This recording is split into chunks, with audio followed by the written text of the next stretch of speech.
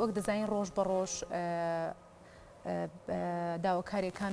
بۆ هەموارکردنەوەی یاسای هەڵبژاردن زیاتر دەبێت لەسەر کۆمەڵێک لە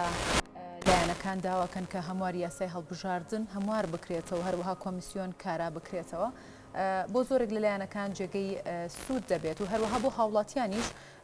جێگەی سوود و هاوڵاتیانیش زۆربیان ئەویان دەبێت بەڵام لایەنێک ڕێگرێتەوە و ئەمانێت بزانین بۆ پێکهاتەکان ئەمە کاریگەری چی دەبێت لە پەرلەمانە و داوەشەکرێت لە ڕێگەی ئەم هەموارە و بابەتی پێکهاتەکان وەکو پێشتیش ئاماژەم پێدا یەک بخرێتەوە و بە جۆرێک بێت کە بە شێوەیەکی دادپەروەرانە پێکهاتەکان لە پەرلەمان بتوانن داکۆکی لە مافەکانی خۆیان بکەن سەبارەت بەم بابەتە لە ستۆکهۆڵمی سویدەوە ڕاستەوخۆ کامەران ئێسحاق پەری ڕۆژنامەنووس لە ڕێگەی سکایپەوە لەگەڵمانە بێت کا کامەران سڵاوت لێ بێت و بەیانی باش بێت ئەمێ سەرەتا لەوە دەست پێ بکەم زام کاریگەری هەموارکردنەوەی یاسای هەڵبژاردن بۆ پێکهاتەکان چی دەبێت ئایا مەترسی لەسەر پێکهاتەکانە بێت لە پەرلەمانە خۆت بە پێچەوانەوەیە بەیانیتان باش و بەیانی هەموو بینەرانی باش پێم وایە یاسای هەڵبژاردننی هەرێمی کوردستان لانیکەم حەوجار هەموار کراوەتەوە تازەترینیان ساڵی 2013 بووە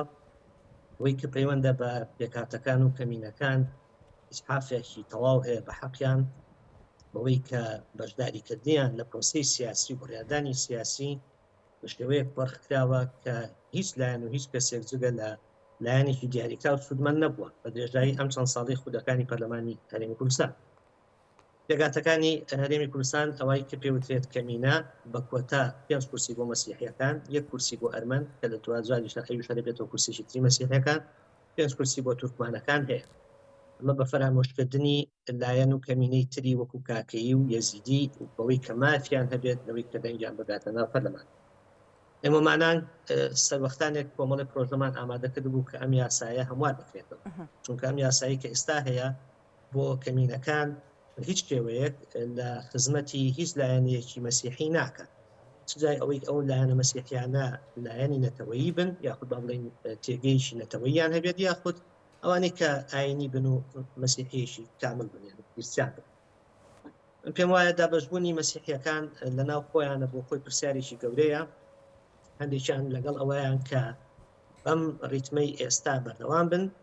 کۆمەڵێک پەرلەمانتار بنێرنە پەرلەمانی کوردستان جگە لەوەی کە موچەیەکی پەرلەمانتاریان نەبێت هیچ ئەرکومهامێکی تریان نەبێت و لەسەر سادەترین مافی مەسیحی قسە نەکەن و نێنەدەن تەوەجوهێکی تریش هەیە ئەوەیە کە نەخێر کاتێکی ئیتر مەسیحیەکان تورکمانەکان یەزیدیەکان کاکەیەکان خاوەنی دەنگی ڕاستەقینەی خۆیان بن بەم ئالێتی کە ئێستا هەڵبژاردننی پێکرێت لە هەرێمی کوردستانە مەسیحەکان ناتوانن بە خاوەن دەنگ و ڕێنی خۆیان نە لە پەرلەمانی کوردستان نە لەسەر ئاسی سیاسی پرۆسی سیاسی هەرێمی کوردستان بەڵێ کامران دیارە بەڵێ ئەوەی کە هەیە با بڵێن هەموو خولێکی هەڵبژاردن لایەنێکی دیاریکرا و لە ڕێگەی کادرێکی خۆیەوە لە ڕێگەی ئەندامێکی خۆیەوە نوێنەرایەتی پێگاتەکان دەکات ئەمە کەم و کورتی نییە لە یاسای هەڵبژاردن تەواوی یاسای هەڵبژاردن دەرهەق بە کەمینەکان کەم و کورتیی زۆر گەورەی تایە ئێمە پرۆژێکمان ئامادە کرد بوو چەند ساڵێک لەمە پێش تایدا باسی لە 2 خاڵ کردا بوو یاخود با بڵێن 2 پێشنیارکرا و پێشنیاریشان ئەوە بوو کە تەنها مەسیحیەکان بتوانن دەنگ بە کاندیدەکانی خۆیان بدەن پێشنیاری دومیشمان ئەوە بوو نەخێر مەسیحیەکان لە ناو حزب سیاسی کوردەکانە بتوانن کۆتایان هەبێت یعنی ئێمە بەم فۆرمەی کە ئێستا هەیە یەک بازنەیی تەنها یەک باز هەموو هەرێمی کوردستان یەک باز نەبێت هیچ مەسیحیەک ناتوانێت سەرکەوتو بێت تەنها ئەو مەسیحیانە نەبێت کە حزب و لایەنێکی دیاریکرا و کاندیدیان بۆ دروست دەکات ڕێکخراویان بۆ دروست دەکات حزبی سیاسیان بۆ دروست دەکات هیچ کەسیشتر ناتوانێت بچێت چونکە دابەشبوونی جوگرافیەکە وای قاندووە کە ئەو مەسیحیانە دەربچن کە لە سنووری پارێزگاری دوهۆک و هەولێرن بەڵام ڕەنگە مەسیحیی سلێمانی ناتوانێت ببێت بە ئەندامی پەرلەمان بۆ لەبەری یەک بازنەییە هیچ هاوڵاتیشی دوهۆک دەنگ نادات بە کاندیدێکی مەسیحی سلێمانی ئەگەر یەک باز نەبێت دەنگەدا بە کاندیدەکەی خۆی کە لە سواتوێ بازنەکەی خۆیت بەڵام ئەگەر فرە بازنەیی بێت کاندیدێکی مەسیحی لە شاری سلێمانی لە ڕانیا لە کۆیە لە هەرموەتە لە شەقلاوە چانسی دەرچوونی زیاتر دەبێت کەموکوڕێکی زۆر و خەوشێکی زۆر لە یاسای پەرلەمان لە یاسای هەڵبژاردننی پەرلەمانی هەرێمی کوردستان هەیە ئەو کۆتایی کە دانراوە لە ڕحقەتە کۆتایەکە بۆ تەواوکردنی نیسابی قانونی بەدەستێنانی چەمشی زۆرینە ئێمە ئەبین بە زۆرینە جنا لە حقیقەتە هیچ خزمەتێک ناگە بە هیچ لایەنێکی سیاسی جگە لەو لایەنەی کە خۆی بەشدارە لە دروستکردنی ئەو هێز و قەوارە مەسیحیانە. باشە کامەران ئەو لە ئێستادا 11 کورسی لە پەرلەمانی کوردستان هی پێکهاتەکانە تا ئێستا توانیوانە بە شێوەیەکی جدی کار لەسەر مافی هاوڵاتیان یاخود دەنگدەرانیان بکەن لە پەرلەمان یاخود تەنها پاشکۆی حزبێک بوون و لەلایەن حزبێکەوە بۆن بەستی سیاسی خۆیان بەکارهێنراون. بە درێژایی مێژووی پەرلەمانی کوردستان نەدیتومە نەبیستومە نە بە دوواداچوونیشم بۆ کردووە یەک مەسیحیم نەبیردووە لەسەر سادەترین مافی مەسیحی داکۆچیشی کردبێت. سادەترین نمونە ئەوەیە چاکردنی و یا هەموارکردنی یا باری شارستانێتی و ڕەگەزنامەی با بڵێن هەرێمی کوردستانە کاری لەسەر نەکردووە مافە مەدەنیەکان کاری لەسەر نەکردووە. بۆچی کامەران هۆکاری ئێمە چییە؟ لەبەری کۆمەڵێک مشەخۆرت نردۆ بۆ پەرلەمان و تەنها ئەوەیە معاشێکە بۆ دابین کردوون بە درێژای ئەو 4 ساڵە دوای ئەو شانەنشینەکەی و پێدوا بێت ئەمانە نوێنەری ڕاستەقینەی مەسیحی بن نوێنەری ڕاستەقینەی مەسیحینی نوێنەری ڕاستەقینەی مەسیحی لە دەروی بازنەی مؤسساتی دەسەڵات کارەکە نوێنەری ڕاستەقینەی مەسیحی کۆمەڵێک مافی سەرەتایی پێویستە ئەویژەوەیە مافی هەوڵاتی بوونی بدەیتێ مەسیحی پێویستی بەوە هەیە سوکایەتی پێ نەکرێت پێویستە بەوە هەیە مافە مەدەنیەکانی بۆ دابین بکەی ئەمانە هیچی داکۆشی لەسەر نەکراوە تۆ بینیوتە هەتا ئێستا لە یەک جەلسەی پەرلەمانی کوردستان مەسیحیەک هەڵبسترێت دەنگێک بەرز بکاتەوە بڵێ کاکەگیان ئەم سوکاتی کە ئێستا ئەکرێ بەرامبەر بە مەسیحیەکان لەلایەن هەندێک هێز و لایەنی ئیسلامی سەلەفیەوە ڕابگرن نەخێن نەکراوە بە یاسا ڕای بگرن نەخێن نەیکردووە بیستوتە کە مافە مەدەنیەکانی مەسیحی لە چوارچێوەی دەستوری هەرێمی کوردستان پارێزرا بێت یەکێک داکۆچی لەسەرکار نەیکردووە خودی سەرۆکی دەستەی مافی مرۆڤ مەسیحیە نەک هەرداکۆچی لەسەر ماف و ئازادیەکە گشتەکانی نەکرد لەسەر ماف و ئازادیە تایبەتەکانی وەکو کەمینەیەکی و کاکەیی مەسیحی ئێزیدی تورکمان نەیکردووە و ناشیکات لەبەری ئەمانە بەڕوونی و بە ئاشکرا پاشکۆی کۆمەڵێک حیزبی دەسەڵاتداری ناو هەرێمی کوردستان بە درێژایی ئەم 33 ساڵی ڕابردوو کامەران باس لەوە کردتاسانەیان توانیوە داکۆکی لە مافی مەسیحیەکان بکەن کەسێ ینی لایەنێکی ڕێگریان لێ دەکات کە نەتوانن داکۆکی لە مافی خۆیان بکەن یا خۆت خۆیان نانەوێ و داکۆکی بکەن لە مەسیحیەکان و لە دەنگدەرانیان وەی تۆ کە لە بنەڕەتە پاشکۆی حیزبێکی دیاریکراو بیت بە پێی ئەجەندای ئەو حیزبە هەڵسو کەوتەکەی کاتێک کە حیزبەکەت داوات لێ ئەکات کە لەسەر ئەم خاڵانە داکۆچی بکەیت یاخود لەسەر ئەم خاڵانە دەنگ بەرز بکەیتەوە کاتە تۆش بە پێی ئەجەندای ئەو حیزبە کارەکەی بۆ کێشەکە لەوەدایە مەسیحی سەربەخۆ یاخود ئەو مەسیحی کە سەر بەلایەنێکی و هێزێکی کوردی نییە ئەوانە لە دەرەوەی ئەو بازنەیە پێشنیارەکەی ئێمەوە پرۆژەکەی ئێمە چەند ساڵ لەنەوە پێشکەشمان کردووە باسی لەوە کردووە کە چۆن مەسیحەکان بتوانین بە شێوەیەکی ڕاستەوخۆ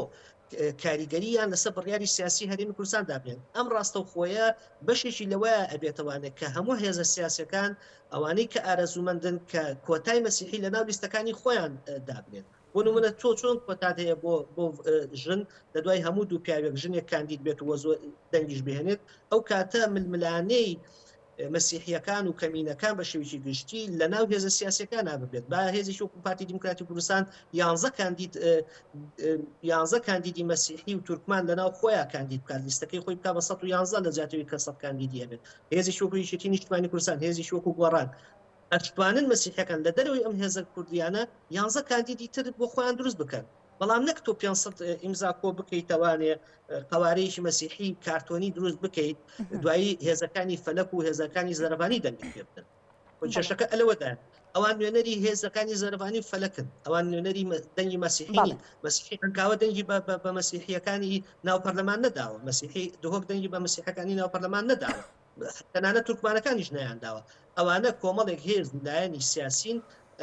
مەسیحیەکان و کەمینەکانی تر بۆ ئەجەندای تایبەتی خۆیان بەکارهێنن باشە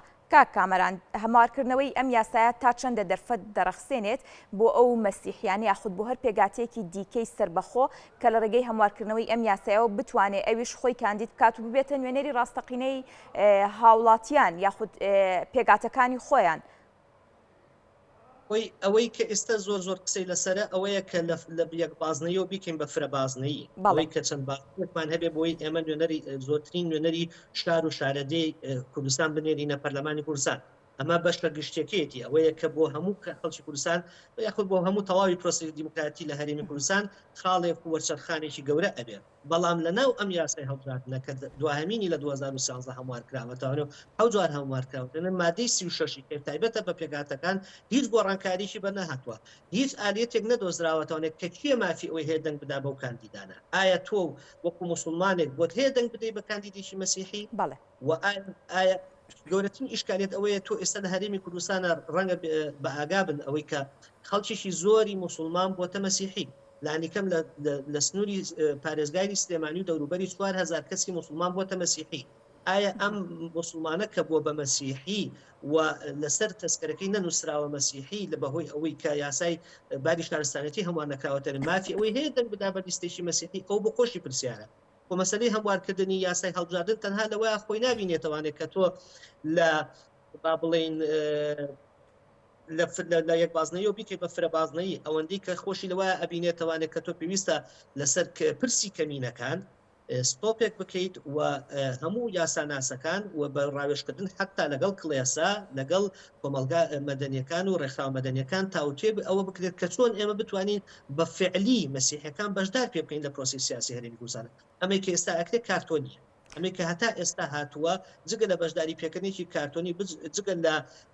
پۆزلێدانێکی سیاسی لە بەرامبەر بە وڵاتە ئەوروپیەکان بۆی کە ئێمە مەسیحیمان بەشدار پێکردو لە پرۆسی سیاسی هیچی تر نییە یەک شتی لێ سەوز نەبووە بە درێژای تەنانەت لە بە درێژایی مێژووی ئەم چەند ساڵەی هەرێمی کوردستان ئەوەندەی مەسیحی داپلۆسێنراوە لە سنووری ئەو پارێزگانەی کە زیاترین دەنگی هێناوە کاندید مەسیحەکە نەکراوە هەموو خاکی مەسیحەکان و ئەرزە پشتوکاڵیەکان لە سنووری نەهەلە لە پارێزگاری دۆ داگیر کرا و کەسیش نەیتوانێت قسەیە بکات لەسەر مافەکانیان باشە کاک کامەران دیارە ئەوانەی کە لەگەڵ هەموارکردنەوەی یاسای هەڵبژاردندا نین و بە تایبەتتر باز لەوە دەکەن کە هەموارکردنەوەی یاسای هەڵبژاردن لە بەرژەوەندی پێگاتەکان نیە ئەگەر بێت و ئەم یاسایە هەموار بکرێتەوە ئەو پێگاتەکان لە پەرلەمان کورسی کەم دێنن بە بڕوای تۆ ئەمە تا چەندە خوێندنەوەکەی لە جێگەی خۆیەتی ئاخۆگەر بێت و یاسای هەڵبژاردن هەموار بکرێتەوە بکرێتە فرەبازنەی لە سوودی پێگاتەکان ژمارەی کورسیەکانی پێگاتە لە پەرلەمان زیاد ناکات باشە خۆی کۆتای بۆ داناوە ئیتر بۆچی کە بکاتەوە خۆ تۆ بە کۆتا سێکە کاندیدی ئەرمەنی کاتێک کە نرخی کورسی لەناو هێزە سیاسی کوردیەکانە 200,000 دەنگ بوو کورسی ئەرمەنی 670 دەنگ بوو ئەو بتوانێت بە 670 دەنگ ببێ بە ئەندام پەرلەمان لە کاتێکە نوێنەری لایەنێکی سیاسی کوردی بە 20,000 دەنگ بتوانێت بێ بە ئەندام پەرلەمان چی لە مۆزوعەیە گۆڕێ ئەگەر فرەبازنەیی بێت تەنها ئەوە ئەگۆڕێت کە فرەبازنەیە بێت نوێنەرێکی مەسیحی هەولێر ئەتوانێت بچێتە ناو پەرلەمان ئەو داکۆشی لە سنووری ناوچەکەی خۆی بکات ئیتر شتەقلاوەیە کۆیە هەرمۆتەیە دیانەیە ناکرێت تۆ تەنها لە حیزبێکە خۆڕخی بکەیتەوانێت ئەوەی کە جێگەی سیرکە خۆی ناڕەزایەتێک پەیدا بۆ لە ناو مەسیحیەکان خۆیانە وەکو کاردانەوەی وەکو ڕیاکشنێک بۆ ئەوەی کە دەسەڵات بە شێوێکی گشتی بەرامبەری کردووە حیزبی شوێنی عێراقی کاندیدی نەبوو بۆ مەسیحیەکان بەڵام کاندید بە ناوی سەر بەخۆی دابەزان و دەریش چوو لە ناو عنکاوە بۆ لە بەڵێ خەڵکی مەسیحی شاری عنکاوە ئەستور بوونە بەرامبەر بەو نادادپەروەری کە بەرامبەر یانەکرێت هەڵستان لە بەرامبەر ئەوەی کە دەنگ بە کاندیدێکی پارتی نەدەن یاخود دەنگێکی پاشتوی پارتی نەدەن دەنگیان بە حیزبی شوعی بە کاندیدێکی سەربەخۆی حیزبی شوعی داوە ئەوەی کە من بۆ من جێگەی تێبینیە ئەوەیە لە فرەبازنەیە خۆی پارتی بابەس ڕازگۆیی قسەکەین پارتی دموکراتی کوردستان بۆچی لە فرەبازنەیە ئەترسێت ئەنجامی هەڵبژاردنەکانی عێراق پەرلەمانی عێراق بەو یاسایی کە پارتی قۆرخی یاساکانی هەڵبژاردننی بۆ خۆی کردو و کەمینەکانی بۆ خۆی بەکارێنەوە بە هەمان ئەو یاسایە حەشدی شعبی لە ڕێگەی لیستی کلدان و لە ڕێگەی نەهرێن کلدانی وانێت توانی هەر پێ کورسەکەی پەرلەمانی عێراقی کە هی کۆتای مەسیحی بۆ خۆی بەرێت فرەبازنەیش بوو ئەوەی کە لیستی پارتی دیموکراتی کوردستان کە بە لەژێر ناوی حامورابی لیستەکانی تر ئامادەیان کرد بۆی کە کاندیدەکانی خۆیان سەر باشە من تێناگەم بۆچی هێز لایەنێکی سیاسی لەسەر ئاستی هەرێمی کوردستان داوا ئەکات کە یاسای هەڵبژاردننی عێراقی هەموار بکرێتەوە بەڵام کاتێکێتە سەر داوای هەموارکردنی یاسای هەڵبژاردننی هەرێمی کوردستان بکەین ستۆپەکات و نایڵێت ئەو یاسایە هەموار بکرێتەوە لە ئاست پرسی کەمینەکان زیاتر لەسەر بەڵێ کا کامەران ژماری مەسیحیەکان هەر لە هەولێر ڕێژیان زیادەیە خۆ لە هەموو ناوچەکانی هەرێمی کوردستان ژماری مەسیحی هەن و ئەگەر بکرێتە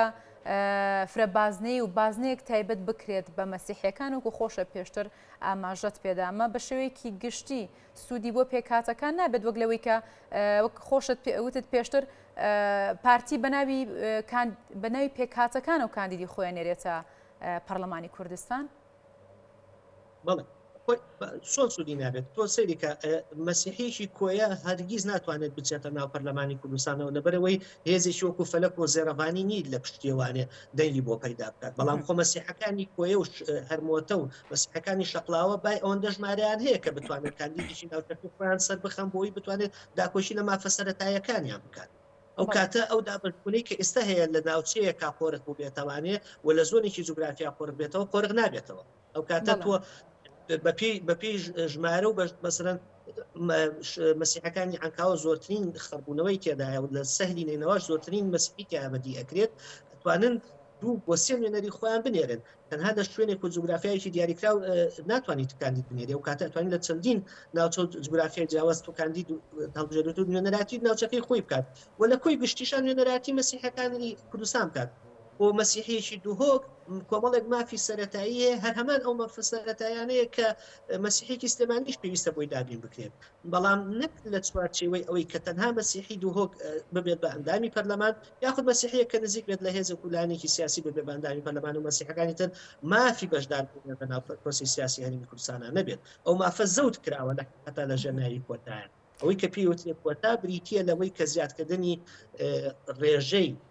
کورسیەکانی لایەنێکی سیاسیە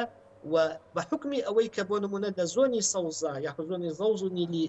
کە پێوترێت دەسەڵاتدارێتی یەکێتی و گۆڕان بە حکمەوەی کە خۆی مەسیحی نشینی کەمە ڕەنگە نەتوانێت زۆر لە خەمی ئەوە بێت کە مەسیحەکان چۆن مافەکانیان بۆ دابیکات بەڵام ئەتوانێت شەڕی ئەویان بۆ بکات لە ئایندەی نزیکانی خۆیان نوێنەری خۆیان بێت نەک یەکێتی نوێنەری هەبێت یاخود پارتی نوێنەری هەبێت ئەو هێزە مەسیحیانە هەتا ئێستا کە لە ناو پەرلەمانی کوردستانن جێگەی داخەن ناتوانن بە کوردیش قسە بکەن بۆ ئەندام پەرلەمانی هەرێمی کوردستانی ئەندام پەرلەمانی وڵاتێکی سوید وڵاتی وەکو سویدین لانی کەم تۆ ئەبێ بە زمانێک بتوانانی قسە بکەیت کە بەرامبەرەکەت تێبگەنی کوردی نازانێت تاوەکو داوای مافیەکانی بە کوردی بکات ئەمە تووشاوەڕێکی باشە کا کامەران بە شێوەیەکی گشتی با بڵێن ژمارەی پێگاتەکان لە ئێستادا لە پەرلەمانی کوردستاندا لە ئاستی پێویستدا یان پێویستە ژمارەی کورسیەکان زیاد بکرێت بە تایبەتر لە ڕێگەی دەنگدانی فرەبازنەیەوە ئەو ڕێژەی کە پێشتر دیاریکراوە ڕێژەیە کە لە ساڵی 92 لە یاسایەکی ژمارەی لەسایەکی هەڵبژاردننی ساڵی 1992 ئەو ڕێژەیە یەک جار گۆڕانکاری بەسەر هاتووە ئەویشکەوەی کورسیەک بۆ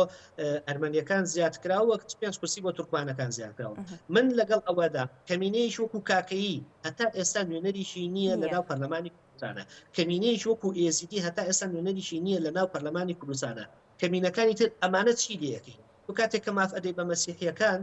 مانای ئەوە نییە مافی کەمینەکانی تر بخۆیت باشە هێز ویلایەنی تری پیا بووە یاخود ئاینی تر پیا بۆ بە ناوی زەردەشتیوانی ئەمانە ئیجازەیان هەیە لە هەرێمی کوردستانە مافی ئەویان هەیە کە وەکو ئاین ئەگەر بە کەمینە سەیری بکەیت نوێنەری خۆی بنێرێت بۆ پەرلەمانی کوردستان هەتا ئێستا یاساکە بۆ ئەویش هەموار نەکراوەتەوە زەردەشتێک ناتوانێت نوێنەرێکی خۆی بنێرێتە پەرلەمانەوە دوای ئەوە ئەلانتوانی ئەم کەمینانە لە چوارچێوەی پلاتفۆرمێکی سیاسی ببنە فشارێک لەسەر دەسەڵاتی هەرێمی کوردستان فشارێکی دیموکراتی بەوەی کە بتوانن مافەکانیان لە چوارچێوەی دەستوری هەرێمی کوردستان و مافی هەوڵاتی بوونیان زیاتر بچەسپێنن تۆ کاتێک کە مەسیحی پێنج تورکمان لەگەڵ ئەرمەنیەک ئەخەیتە ناو پەرلەمانەوە بەبێ ئەوەی کە هیچ مافێکی تر بدەیت بە کەمینەکانی تر زەوتکردنی مافی کەمینەکانی تری شەوانە پێویست دەکات ئەو مافایە بە شوەیەک ئەو یاسا بە شوەیەک هەموار بکرێتەوەوانێت کە پێکاتەکانی تریش بەشداریان پێ ئەگەر بە یەک کورسیش بێت بەسەرەتا ئەگەر سەیری ژماری دانیشتوانەی هەرێمی کوردستان پێ خۆ هەمووی موسڵمان نییە هەمووی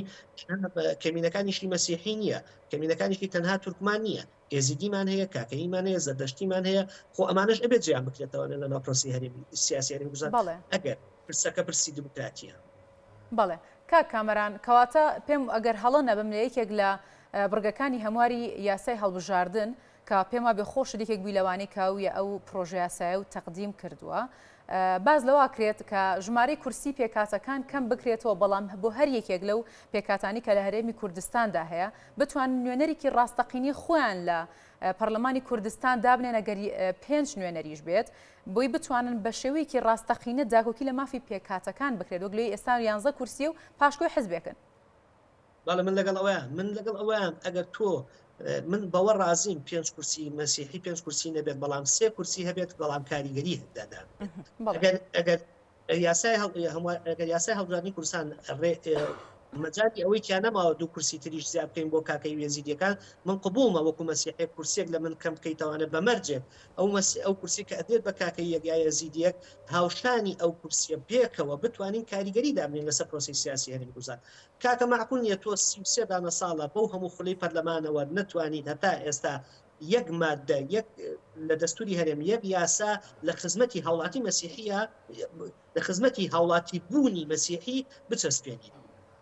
کام یاسایە هەیە لە خزمەتی مافە مەدەنیەکانی مەسیحی چەسپێنراوە من حەقم بەو شیعارە و دروستمانە نییە کە باز لە پێکەوە ژیانی ئاشتەوایی ئەکات و کە هەندێک لە حزبە سیاسەکان بانگەشەی پێەکەم بۆ مەرامێکی سیاسی خۆیان من لەسەر ئەرزی واقعی مەسیحیەکان قسە ئەەکەم ئەمڕۆ ئێمە خاوەنی 5600 مزگەوتین لە کاتێکا 170 کەنیسەمان هەیە تۆ ئەم 170 کەنیسەیە لە ڕووی سیاسی و ئەبێ بپارێزی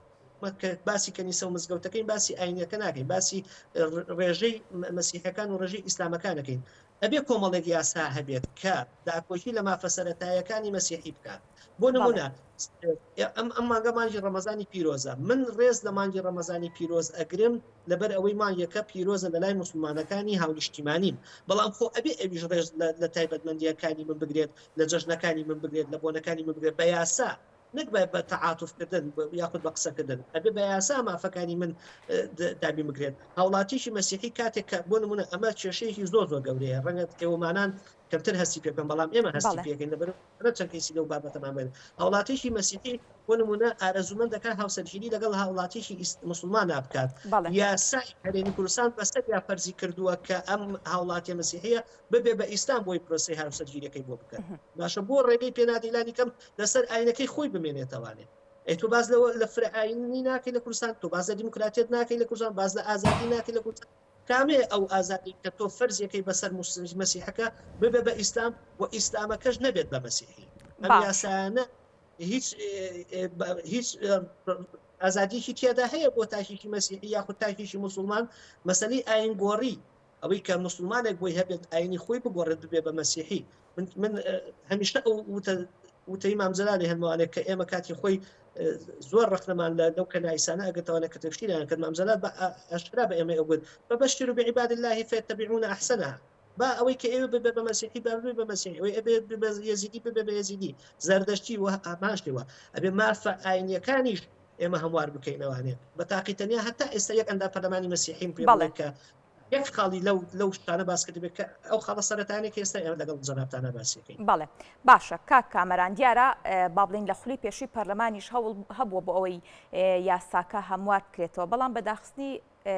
پەرلەمان ئەم هەوڵە ڕاگیرا وەستێنرا بە بڕوای تۆ ئەم جارە کە زۆرینەی لایەنەکان لەگەڵ هەموارکردنەوەی یاسای هەڵبژاردندان چارەنووسی بەکوێ دەگات؟ من پێم وایە ئەگەر با بڵین خواستێکی جدی هەبێت لەسەر ئەو ئێمە بەتەنها نەبوویت کە پرۆژەماندا و خەڵکیشی تریش پرۆژەی داوە بەڵام ئەو پرۆژەی کە ئێمە داواماندن بە سەرۆکاتی پەرلەمانی کوردستان ئەو کاتە خۆگە فریاب کەوتینایە